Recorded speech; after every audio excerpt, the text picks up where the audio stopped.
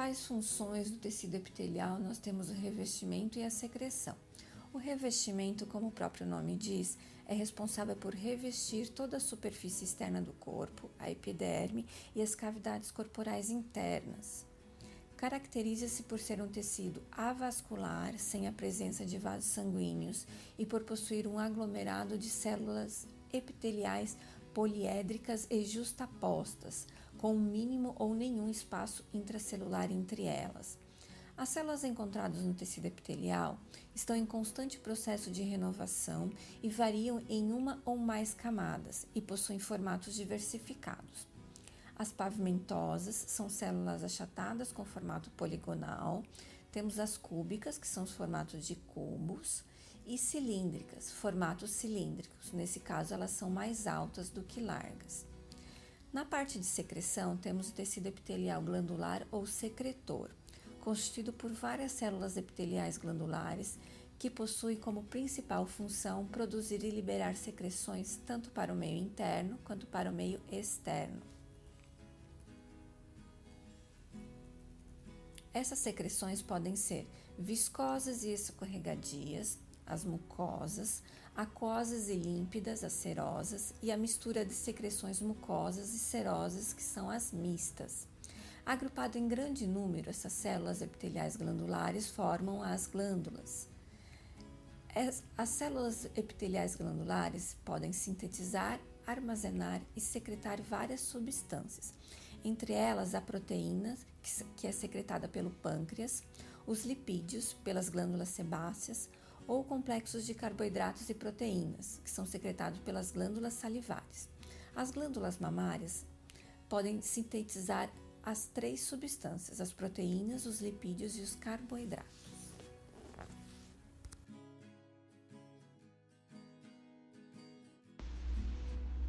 Lâmina basal. Lâmina basal são moléculas encontradas entre as células epiteliais e o tecido conjuntivo subjacente. Através de microscópio eletrônico, essa estrutura aparece como uma camada eletron-densa, formada por uma rede de delgadas fibrilas ou lâmina densa. Em ambos os lados da lâmina basal, pode-se localizar as camadas eletronlucentes ou lâminas lúcidas. Os principais componentes das lâminas basais são o colágeno tipo 4 e glicoproteínas. Lâminas basais também podem ser encontradas em outras células que entram em contato com o tecido conjuntivo. Entre as células e o tecido conjuntivo, a lâmina basal forma uma barreira que limita ou controla a troca de macromoléculas. A lâmina reticular é composta por feixes de colágeno. Esses feixes de colágeno podem ser produzidos tanto pelo epitélio quanto pelo tecido adjacente e se projeta para dentro do tecido conjuntivo adjacente. Entre suas funções estão promover a adesão das células epiteliais ao tecido conjuntivo subjacente, filtrar moléculas, influenciar a polaridade das células, regulam a proliferação e a diferenciação celular, influenciam no metabolismo celular, organizam proteínas nas membranas plasmáticas de células adjacentes e servem como caminho e suporte para a migração de células. Membrana basal. A membrana basal é uma camada que fica abaixo das células epiteliais, composta pela junção de duas lâminas basais e é visível ao microscópio de luz.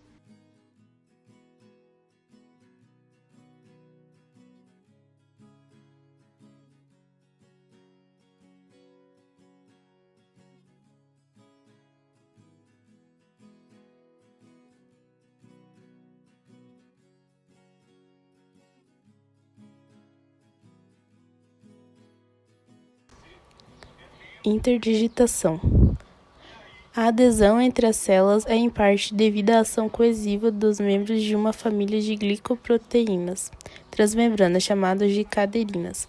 As caderinas perdem sua capacidade de promover a adesividade na ausência de cálcio. Outra maneira de aumentar a adesão entre as células é por meio das dobras das membranas que se encaixam nas dobras das membranas das células adjacentes, que são chamadas de interdigitações das membranas. Nelas se encaixam as células vizinhas e garante maior aderência. Não permite troca de substâncias entre as células, somente a adesão.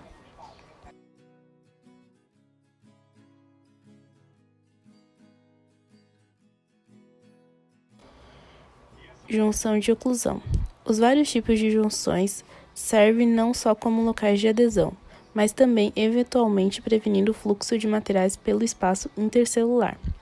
Do ponto de vista funcional, a junção de oclusão estabelece uma barreira à entrada de macromoléculas, como proteínas e lipídios, nas células e impedem a passagem de produtos no espaço intercelular. Há junções mais próximas da superfície celular e formam uma faixa que circula a célula completa. Zônula de adesão é a junção encontrada na sequência do ápice para a base da célula e está presente em muitos epitélios. Ela circunda toda a célula e contribui para a aderência entre as células adjacentes. Uma característica importante é a inserção de numerosos filamentos de actina em placas de material eletrondenso, contidas no citoplasma subjacente à membrana de junção. Os filamentos fazem parte da trama terminal, que é uma rede de filamentos de actina. Filamentos intermediários e espectrina existem no citoplasma apical de muitas células epiteliais, assim como também o complexo unitivo, é o conjunto de zônula de oclusão e zônula de adesão, que circunda toda a parede lateral da região apical dessas células. Junções gap podem existir praticamente em qualquer local das membranas laterais das células epiteliais. Essas junções são também encontradas em outros tecidos, sendo o músculo esquelético uma exceção.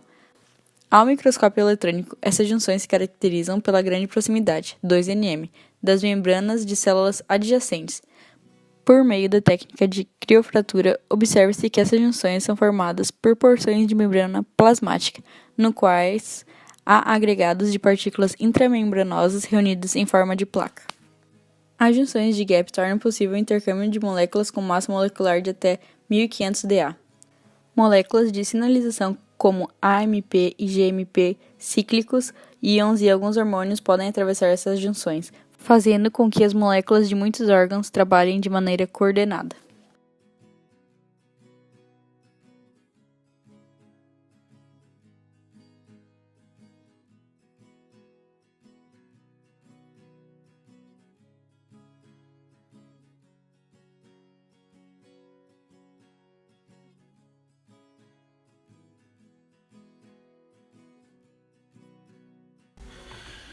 Especialização da superfície apical, microvílos. São prolongamentos digiformes da superfície de células. Ampliam a área disponível para absorção, além de nutri-las, frequentes no epitélio intestinal e em outros tecidos. Possuem características especiais em certas células epiteliais, promovem a expansão do citoplasma e são ricos em feixes de filamentos actina em forma de dedo de luva. Exemplo, células epiteliais do intestino delgado. Esterocílios. São prolongamentos imóveis e longos de células que aumentam a superfície de contato da célula. Sua principal função é a absorção e secreção, mas podem assumir função sensorial quando associados a cílios sensoriais no ouvido interno. Pode ser encontrado no canal deferente e no epidídimo. Cílios e flagelos. São protuberâncias finas que projetam um corpo celular maior, estruturalmente idênticos aos flagelos, e por essa razão estes termos são muitas vezes usados para as mesmas estruturas. No entanto, geralmente usa-se o termo cílios nos casos em que eles são numerosos e curtos. Mamíferos têm células ciliadas no revestimento interno da traqueia e brônquios, que servem para reter muco e poeira nos ouvidos, onde ajuda o óvulo a mover-se do ovário para o útero. Em alguns tecidos, os cílios podem ter função sensorial até sofrer modificações em suas estruturas. Estes cílios sensoriais são denominados quinocílios e são exemplos de sua ocorrência no epitélio sensorial da mucosa olfativa, o epitélio da retina e aqueles associados com a função de equilíbrio e audição do ouvido interno.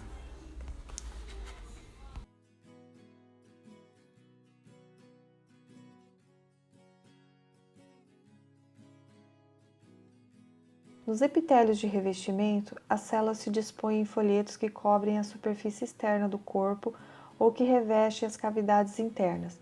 Esses epitélios são classificados de acordo com o número de camadas de células que constituem esses folhetos epiteliais e conforme as características morfológicas das suas células. Nos epitélios simples, o folheto epitelial é constituído por uma só camada de células. De acordo com sua forma, o epitélio simples pode ser pavimentoso, cúbico ou prismático, sendo este último também denominado colunar ou cilíndrico. As células dos epitélios simples pavimentosos são achatadas como se fossem ladrilhos e seus núcleos são alongados. Esses epitélios revestem o lume dos vasos sanguíneos e linfáticos, constituindo o que denomina endotélio. Reveste também as grandes cavidades do corpo, como as cavidades pleural, pericárdia, peritoneal, recobrindo também os órgãos contidos nessas cavidades. No epitélio simples prismático, também conhecido como colunar ou cilíndrico, as células são alongadas, os núcleos são alongados, elípticos e acompanham o maior eixo da célula. Constitui, por exemplo, o revestimento do lume intestinal e do lume da vesícula biliar. Alguns epitélios simples prismáticos são ciliados, como por exemplo na tuba uterina, em que ajudam no transporte de espermatozoide. As células dos epitélios simples cúbico são cuboides e seus núcleos são arredondados. É encontrado, por exemplo, na superfície externa do ovário e formando a parede de pequenos duetos excretores de muitas glândulas.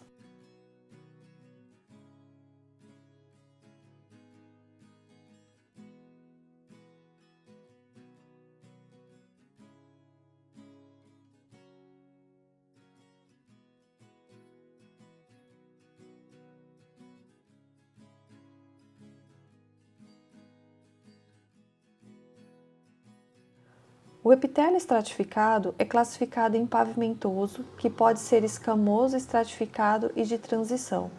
A célula do epitélio estratificado pavimentoso se distribui em várias camadas e a forma da célula depende de onde as células se situam. O nome desse epitélio deriva, portanto, da forma das células de sua camada mais superficial. Essas células descamam, sendo substituídas pelas células que continuamente migram da base para a superfície. Esses epitélios revestem cavidades úmidas, por exemplo, a boca, esôfago e a vagina. O epitélio de transição reveste a bexiga urinária, a uréter e a porção inicial da uretra. É um epitélio estratificado em que a forma das células da camada mais superficial varia com o estado de distensão ou relaxamento do órgão. Os epitélios estratificado cúbico é um tipo de epitélio composto por células em formas de cubos e é encontrado, por exemplo, em curtos trechos de duetos excretores de glândulas.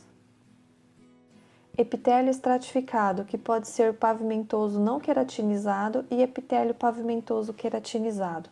No epitélio pavimentoso queratinizado, as células da camada mais superficiais morrem, perdem suas organelas e seu citoplasma é ocupado por uma grande quantidade de queratina.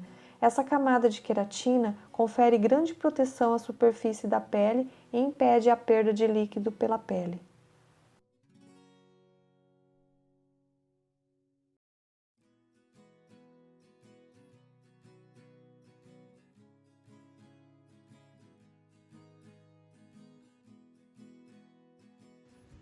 Tecidos epiteliais glandulares. Os epitélios glandulares são constituídos por células especializadas na atividade de secreção, as quais sintetizam, armazenam e eliminam proteínas, lipídios ou ainda complexos de carboidrato e proteína. Esses epitélios glandulares são formados por lobos e ductos. As células epiteliais podem ser classificadas em glândulas endócrinas, ou seja, a secreção vai para o sangue, e são exemplos a hipófise e a tireoide. Exócrinas, a secreção vai para alguma superfície interna ou externa do corpo, sendo exemplos as glândulas sudoríparas, responsáveis pelo suor, glândulas sebáceas, substâncias lubrificantes da pele e pelos, as glândulas mamárias, glândulas lacrimais e glândulas salivares. Um exemplo de glândula mista é o pâncreas, porque produz enzimas do suco pancreático, exócrina, e hormônios como insulina e o glucagon, endócrina. Vale ressaltar que todas as células epiteliais são encarregadas de produzir substâncias cruciais para a nossa sobrevivência, como leite materno, lágrimas, salivas, enzimas e hormônios.